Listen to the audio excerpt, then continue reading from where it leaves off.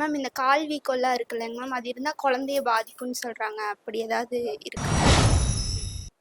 கால் வீக்கம் ஆக்சுவலி குழந்தைய பாதிக்காது, உங்களை தான் பாதிக்கும். அது என்ன சிக்னிஃபை பண்ணுது, அது என்ன காமிச்சு கொடுக்குதுன்னா உங்களோட காலில் ரத்த ஓட்டம் கம்மியாக இருக்குது ஃபர்ஸ்ட் பாயிண்ட்.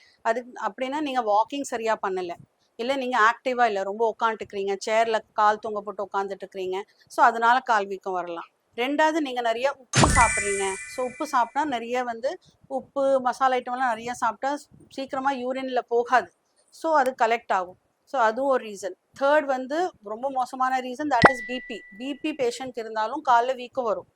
ஸோ கால் வீக்கங்கிறது that is bad for you, for the patient, not for the baby. உங்களுக்கு கெடுதல்னா அப்புறம் டெஃபினெட்லி குழந்தைக்கும் கெடுதல் தான். ஸோ டைரெக்ட்லி குழந்தைக்கு கெடுதல் இல்லாமல் through you only baby will be affected. சரிங்களா? ஸோ கால் வீக்கம் இருக்கிறதே நல்ல விஷயம் கிடையாது.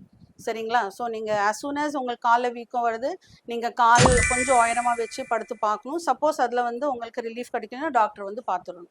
நாங்கள் பிபி செக் பண்ணுவோம், யூரின்ல ஆல்புமின் செக் பண்ணுவோம், அதுக்கப்புறமா உங்கள்கிட்ட அதை பற்றி பேசலாம். சரிங்களா?